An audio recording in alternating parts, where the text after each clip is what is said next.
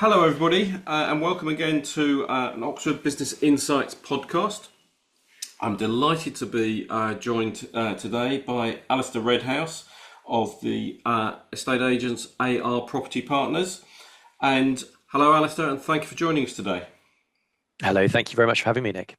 So, Alistair is Managing Director of AR Property Partners, and it's a company that's on a bit of a mission to reinvent estate agency through transparency, ethics, and a partner-led approach. All quite interesting aspects. I'm looking forward to discussing those with you, Alistair. But perhaps to start off with, can you tell us how you got into property in the first place? Yeah, absolutely. I'll try and keep it short and so not to bore your listeners, but I started, nobody ever says, I want to grow up to be an estate agent. And that was very much not the case with me either. I was lost, wondering what I was going to do with myself. And I stumbled into a job working for a corporate estate agency in Cowley. They That was back in 1999. And, just a young whippersnapper doing what young whippersnappers do, basically running around like an idiot, forgetting keys, that sort of thing. And that was 1990 to 2004. And then I moved over to a quality independent agency based in Kidlington, just north of Oxford. Mhm. And there I learned what it was really like to be an estate agent. Not it's kind of going out on my own, being a bit more independent and really helping the clients Right. in a way that we weren't when I was with the corporate clients, corporate agent. And then 2012, I then set up Alistair Redhouse Estate Agents. So very sadly, I lost my grandfather, and that gave me a small lump sum of money. And it was Right. kind of, I've got two options. Do I buy a sports car and stay where I am, or do I gamble it all and set up Alistair Redhouse Estate Agents? And so I did that, and it was lovely. Those years, 2012 to 2020 were brilliant, just growing and developing the traditional estate agency. And then in 2020, that's when we pivoted to become AR Property Partners, just to reflect our evolution of our business Right. model. So that's pretty much my career history in potted Okay. style. And just in terms of, you said you grew, and I know we'll talk about your shift in the business model in more detail. But what was it you sort of? Why do you think Alistair Redhouse estate agents, as it was then? Why do you think that was successful? How did you go in and compete in the market? So the growth of the agency, the kind of key differentiator was very much that focus on quality independent agency. And Right. when you've got people selling their homes, they're often faced with um, large agencies that are particularly good, but they're very much systemized. It's a very much conveyor belt approach of, okay, this is what we do, and that's the way it's done. Whereas we were able, as a small entity, we were able to be a bit more bespoke to the actual clients, and so we were able to tailor their marketing to them, but also just be available. One of our differentiators in the day was being available 8 till 8, because when the office closed at 6, it just diverted to our mobile phones until 8 o'clock. So it was just trying to be more available than Yeah. our competitors. Excellent. And and sorry, remind me, where did you were you based at that time? That was in Kidlington. Billington as well. Yeah. Okay, but you have widened your scope somewhat since then. But and so does that summarise the sort of the challenges you were trying to address in the market from if I was from a customer's point of view or a client's point of view? Mm. Was very much the corporate approach as against a sort of a personalised independent approach. Did that summarise what you're trying to do? Yeah, that's exactly right. I mean, I think uh, in honesty, I'm very ethics driven, and it's all about best practice and what's in the best interest of the client at every step of the way. And there are lots of really, really exceptional, good quality estate agents out there. But the problem is there are an awful lot of people who have literally just left school, and there's no minimum standards required to become an estate agent. There's no qualifications required or anything like that. So you have these big machines that create an exceptional system, so then they can employ school leavers on minimum wage, and sometimes less than minimum wage, and they have to top them up using future commission earnings and all sorts of things. And this is it's abhorrent. And Yeah, you've got these youngsters are, and their age has nothing to do with it, but lack of life experience has got something to do with it. yeah, And they are responsible for the sale of people's most valuable assets. yeah. And so the setting up of the business before we became ARPP was um, principally about caring more and making sure that we care for our client's journey and Yeah. that they have a professional looking after them every step of the way. Excellent. No, I understand that. And so you have you've focused on the sort of Oxford area. You started in Mm. Killington, but you've not moved too far beyond that. Is that a conscious strategy? Yeah, at the moment, I mean, we want to have deep penetration in Oxford City itself. That's our core objective at the moment, Yeah. and we're actively recruiting at the moment. So if anyone is looking to join a growing organization, now's the time because by getting deep penetration in the city, we're going to be the go-to agent that people will consider using. Whereas if you go, we actually did try, we had a property partner based in Whitney for a period of time. And it was quite hard for him to gain traction because there was no other boards and there was no synergy in terms of people moving from Oxford to Whitney. So we found that actually by just growing and focusing on Oxford City, it's exceptional. And we've got now a phenomenal presence in West Oxford and Botley and Marston, Headington. We're growing there at a rate of knots. Summertown and Jericho as well. We've got Yeah. plenty of properties. So yeah, it's good. No, that's good. So just coming back to that recruitment theme, and I'm not necessarily asking you to go through the job description, but in broadly, Mm. what do you look at if you were bringing on a junior or a more experienced? So How would you look yeah, at the market? our model is quite unique as in terms of the way we employ people. So generally, we're looking for people who, like one of our best people is an ex-teacher. And she's phenomenal because she's used to putting in those hard work. She's also used to dealing with parents and how, communicating with people who are stressed and Yeah, vulnerable and that sort of thing. And so it's about having that sort of life experience. So we employ people as what we call a property consultant. yeah, That person's role is to support a property partner, and the property partner is the person that's going on the journey with the homeowner. yeah, But the property consultant is like their right-hand man or woman to yeah, assist. And ultimately, within a year, any property partner should be taking on properties. Sorry, any property consultant should be taking on properties of their yeah, own. And we pay way over normal commission rates for our team members because we want people to be really emotionally invested in their yeah, client's journey as well, and that comes with a financial remuneration that reflects that. So um, most agents will pay between 3 and 5% of the gross commission that they receive to yeah. the agent, whereas ours is between 10 and 30%. So Right. we've got plenty of agents getting 30%. So a 10 grand fee is £3,000 in their pocket. So it's Yeah. a real focus to actually, drive things forward, basically. And Excellent. And it seems to me that let's talk a little bit about that model because that seems that the property partner, as against what you might get in larger or even other independent estate agents, it's a little bit different. Just why did you sort of decide to shift? That's not how you started, is it? Why did you make that shift? no, you're right, it's not. And actually, so 2020 came and we were all locked in our houses. And rather than just sitting around in the sunshine, we had regular meetings. We obviously continued looking after our clients that we were selling anyway at the time. But as a business, we all got round on Zoom and we had a focus on like what challenges do we have? What friction points are there for clients? Hmm. And the standard across the whole of the UK operating manual for an estate agent is you have one or two charismatic valuers who really know Yeah, the industry, and they go out and value houses, take on properties, and then they hand them over then to the negotiators in inverted commas in the office who don't know the house and don't know the owner, but then they're handed over to these people for the rest of the journey until a buyer is found, at which point a senior negotiator that they've never dealt with negotiates the sale.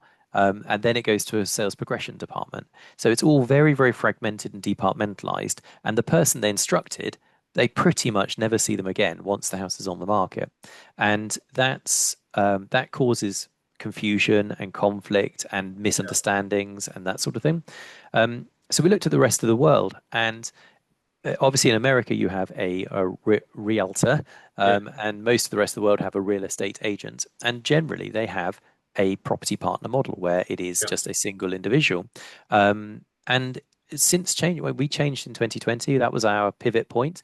and Yep. then we rebranded. It took us a while to rebrand. That was 22, I think, or 23, um, just because we were busy. But we then rebranded as ARPP, because yeah, we believe in this model, and that we haven't had a single complaint since we changed. Um, and and that's because all of our property partners, they have a limit of 30 clients that they can deal with. So generally, it's about 15 for sale and 15 sold. Obviously, that fluctuates a bit.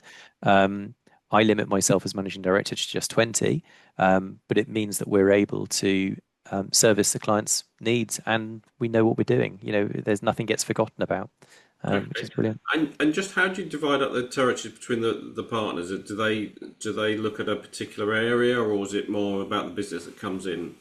Yeah, it's a good shout. And actually, so we with Oxford, we're based on the Botley Road. That's our kind of hub. That's our core location. Yeah. And then, but partners operate all over the city. So we've got Finley, for example, who's ubiquitous in Marston and Headington area, and he often will work from Headington, because if he's got appointments in a few hours, so he's independent. If, however, he was dealing with a client who wanted to buy one of his properties and they had a house to sell in Cowley, for example, then he would go and work in Cowley. He would pick up that instruction. So he's able to kind of operate outside of his core patch if he's got an existing relationship. Right. But likewise, anyone who's operating in Cowley, they can dip into Headington if they've got an existing relationship as well. And it works, again, that works really well because then the Cowley agent would use Finley as his property consultant, so his right-hand man, Yeah. for that respective property, because that person knows obviously about the area. Yeah. So yeah. Okay. That's really interesting, and I can see how it can work effectively. But what is your sort of core market in terms of sort of housing valuation? I mean, I guess I would have thought that a partnership model might be one that applied to sort of higher end houses. Is that the case, or is it? Um, Am I, I I just would imagining I, that? I would dub it accessible high end. So we don't really look after 1.8 and above. It's a very, very competitive market. You've got Savills, John D. Wood, Yeah. Hamptons, all of that sort. Um, and quite frankly, it's not the market for us. But likewise, we did a maths exercise and working out the amount of work involved in the sale of any given property, and we set ourselves a minimum fee of £4,135. Yeah. That effectively, because even if it's a £80,000 studio apartment in a rough area, is Yeah. still going to, you can't just say, oh, it's 1.25%, because it's still going to be a hell of a lot of work. And Yeah. so we have that minimum fee set. So that tends to rule out the bottom end of the market, because that person with that studio apartment can probably get it for 1.25, which is, significantly less as a percentage. So yeah, generally our core patch is between 500 and about 1.2 million. Okay. Okay. And just as a comment, do you see there's a lot of investment coming into the Oxford market, or a lot of into the Oxford economy? Do you see, I'm assuming that's going to feed through to the housing market as people with those sort of jobs start arriving in Oxford. Absolutely right. Yes. I mean, our position on the Botley Road was partly strategic because there's an awful lot of science investment going in to this area, as you're probably aware. This brings high value jobs and with it a demand for high value housing. So it's obviously that's going to take its time to filter through, but we're already seeing strong demand, and Oxford's very robust. I mean, Yeah. when we had the GFS, Yeah. sorry, the GFC. Yeah. The house prices in Oxford dropped as they did across the whole country. But in this area, it only took 18 months for them to fully recover back to the rate that they were Yeah. before. And that's a reflection on the high value job and employment sector that we had here. Up in the northeast, they took a hell of a lot longer to recover. And in some parts of Ireland, like Northern Ireland, they still haven't recovered. Yeah. And that's just due to the employment structure that we've got here. Okay. Well, that's good to know. And so. You mentioned in terms, I'd like to talk about your differentiation. You've told us a bit about what makes AR different from other estate agents and about your fee model. How have clients responded to the ethical side of it? Because to be frank, it's probably not a word you necessarily hear associated with a lot of estate agents. That is true. That is, and it's sad that that is the case. And it is all down to that structure. Yeah, If you're a corporate agent and have no have a lot of pressure, you've got to hit certain targets, then you're going to say and do things perhaps that are looser on the morals because you've got to hit a target. yeah, Whereas for us, we have our driving principle of care more. That's our guiding principle. And every time we've got a slightly difficult decision to make, we revert to the principle of care more. And it's like generally, if we look after our clients and our clients' best interests, they feel like they've been looked after. They're going to still sell that house at some stage in the future. So we're not losing a fee. We'd just defer it for yeah, 5 years if we're giving them the best advice for them. So it, that's brilliant. As a result, our clients generally feel that they can trust us. And trust is a huge issue with estate agents because you get these situations with a multi-offer scenario, and you're always thinking, can I trust this guy? Is he, is there actually two other offerers, or am I bidding against yeah, myself here? And that's a real issue within the sector. So by building trust not only with our sellers but with our buyers as well, and having as much transparency as we can. Obviously, we can't tell them what other people have offered, but we can give them the first names of other people and ask them to ask us what the first names are in a week's time. That kind of precludes lying, if that yeah. makes sense. So we just give them as much transparency as we possibly can, and it just helps reassure everyone that Yeah. we're on this journey together. Excellent. And so, in terms of the your competition with the sort of the bigger agencies, do you see yourself potentially moving up the food chain in terms of larger houses, or do you think you'll stay pretty much allowing for inflation in terms of the sort of the 500 to 1.2 ish? I would say there's a very good the property partner model affords itself the scope to go into the higher markets because people want that bespoke service and that one-on-one approach. So certainly with the right people, Hmm. then we've got that. My position at the moment, as we're on a recruitment drive and we're looking to get more and more people to join us on this journey, I'm hopeful that I will be able to step out of my core patch territory. And I perhaps could then be responsible for the high end properties, so that I'm still engaged in the day to day, but it is that they're getting that director level input Yeah. basically. So I suspect within 10 years that will be the direction we'll go in. Okay. Okay. No, you also have a letting side to the business. Is that right? Yep, that's correct. Yep. And so, tell us a little bit about that sort of business. Is it growing? The type of landlords you like to work with, and other plans around that. So the letting side of the business is we're currently looking at ways of um, developing that into a more of a property partner model because it's quite a traditional estate lettings agency in terms of the structure. That said, we can see we've got the same amount of lettings agents fighting over a smaller and smaller pie because all of the amateur landlords are leaving in their droves. Yeah. We're seeing tens of thousands of properties being sold by landlords because it's no longer commercially viable for them to keep them. And that's impacting most of the letting sector. And we're quite fortunate because we've gone into an area where we're specializing in dealing with large companies who are doing build to rent. So in Okay. Oxford and in Kidlington as well, we've got now I think 10 or 12 blocks that we manage the whole like every property within that building. Hmm. Um, and that I think will be the future. Unfortunately, if you traditionally you'd have some people in their 60s, 70s, they'd inherit 50 or to £100,000 and they'd buy themselves a buy to let for their pension.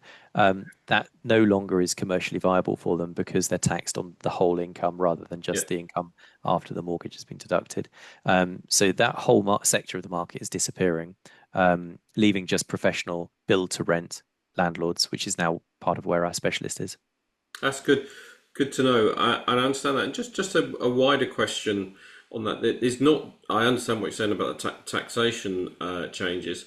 But there also seems to be an awful lot of rules and regulations coming in and being more strictly applied. Perhaps they were in the past for the. I don't know. If it's a fair term, but the amateur landlord is there sort of generally speaking is the government trying to professionalise landlords both in terms of the way they manage their properties as well as well, as well as being more sophisticated in the way they own and lease let them. That's exactly right. They are. There's been a very long and joined up strategy ever since the George Osborne era of bringing in more and more regulation, and it is to protect the tenants. And at the end of the day, that is a good thing. The Yeah, drawback for the tenants is with all of these landlords exiting due to the increased regulation, rents are going up because supply and demand is you've got exactly the same amount of demand and the supply is just dropping like a stone. So they have had the law of unintended consequences yeah, in doing their best interest for the tenants. They've kind of bitten them in the bum that way. But yeah, there are now, I think at the last count, it was 170 points of legislation that govern the rental of residential real estate in the UK. So it's a hell of a lot of law that can trip you yeah. up as a landlord. And that's part of our job is to, monitor it and make sure that the landlords are all fully Okay, compliant. But it is definitely scaring off quite a lot of amateur landlords. very good. Okay, well that's and so. Are there any other plans to develop the business? You've got your letting and obviously your sales side through AR Property Partners. Are there any other sort of services that you might offer in future? Yeah, so at the moment we are actively seeking a partner for a mortgage services department. Okay, This is somebody that would want to go effectively self-employed, but would like to have that reassurance of having an instant, robust cash flow from the agency effectively. So it's quite an exciting opportunity for the right person. But for us, it's a matter of now of finding the right person.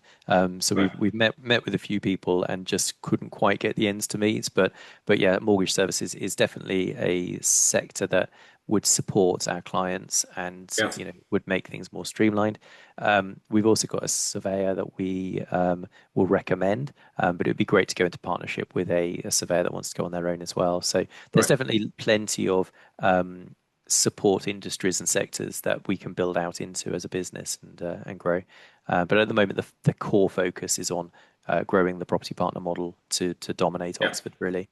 I can understand that. But just I mentioned just going back to the financial or mortgage advisor. Mm. You said they'd be independent, so that you'd be looking for somebody to come in self-employed, so they would have to take responsibility for the regulatory aspect, or would Uh, yeah, so you're right because there's a hell of a lot of yes, regulation with I know enough the about it to know that. So no, we would be looking to partner with somebody. So effectively, it would be a 50-50 separate business Okay, split. So our business would own half of this new business, right, got and you. that director would own the other half. And the likelihood is they would be members of a panel system. So you get these companies that will provide mortgage services. Effectively, they do the administration side of things, and you pay them a fee. But they deal with the FSA regulations, Right, so that both me and my new business partner won't have to have yeah. the FSA headaches. Okay, okay. Well, now looking at the longer term, looking forward, we've mentioned a couple of things like perhaps financial services, but and how the letting side might develop. What is your slightly longer term vision for AR property partners? Say in 3 to 5 years, what would you like the business to look Uh, like? 3 to 5 years, we're looking to. It took me 10 years to do 1,000 transactions as Alistair Redhouse estate agents in Kidlington. Yeah, Um, Within 3 to 5 years, we would like to do 1,000 houses in 1 year, right. and that is in Oxford City itself. And the reason being, we want to save the maximum number of people possible from having to deal with the traditional and broken estate Yeah. agency model. So that's our target for 3 to 5, and then going beyond that, we'd look to roll out the model potentially through franchise to other towns and other Okay. cities. And that's how you'd see the agency model evolving generally. Just looking generally at the market, do you think are there going to be other people pursuing that sort of structure? Yeah, I think you're that's a really good observation because you're right. We're seeing a lot of this kind of sort of semi self-employed models where people are Yeah, coming over. That is then the one-to-one model. We're gaining traction, and other agents are losing business to us, yeah. and that's going to make them revisit their business model. So yes, we have to continue to evolve and always ensure that we're striving to better the experience for the clients. Okay. And so, from your own point of view, Alistair, would you look to sell out in a period of time? What's your exit strategy? Are you looking to do this and to No, I introduce think, a pitch? uh, yeah, if you don't have a mission, you kind of wither and die. I've seen Yeah, too many people retire and kind of get bored. So I think for me, it's driving this mission to my grave. It's building it up, and actually, I think of course, at some stage, I'll be able to spend a bit more time on the golf course. But yeah, at the moment, we need to work hard to fix this broken system, and then. Like I say, I see franchise as the longer term. So we've got our hub in Oxford that will be thriving, and then we can say, right, off you go. Let's go and make a hub in Milton Keynes, or go and make a hub in Chelmsford, whatever it is, and then off we go from there. Of course, I'll need to have partners to support me on the franchise operation because that is quite a labor-intensive process. absolutely. Okay, well, that's a really interesting sort of long-term view of it. So, just tell me a little bit about if someone's listening to this, because we've covered things that obviously that there might be somebody who wants to buy or sell a house. There's obviously the letting side that you've got a clear understanding what's happening in the market, and then the potential for either recruitment on the property side or indeed a financial services partner. So we've covered a lot of issues, and from your growth from sort of a traditional independent estate agent through to the property partner model, and learn about where you want to go. How do people get in touch with you if any of those hit a button for them that they want to get in touch with you? What's the best way? Best way is probably by email. And if it's all right, Nick, if I could ask you to put the Yeah, email in the show notes, that would be really helpful. I'm happy to talk to anyone. I love Oxford, I love the city, and I think, let's just have a coffee if you want to yeah. talk to me about any element of business, and we'll see where it leads us, basically. Um, so yeah. Excellent. So look, we've gone from sort of Kidlington to an Oxford citywide mission, trying to go as deep as possible, and I think it's proving that estate agency doesn't have to be broken or corporate. It can be personalised, independent, ethical, and deliver good service for their customers. I think that one of the things that struck me is that you haven't had a single complaint in 4 years since you changed the model. I'm not sure there's too many estate agents out there that could say that. No, indeed. Indeed. Excellent. Well, look, thank you very much for your time, Alistair. We'll make sure people have got all the details to get in touch with you, and we certainly wish you luck with your mission for AR Property Partners. That's perfect. Thank you, Nick. Thanks for your time. Thank you. Thank you.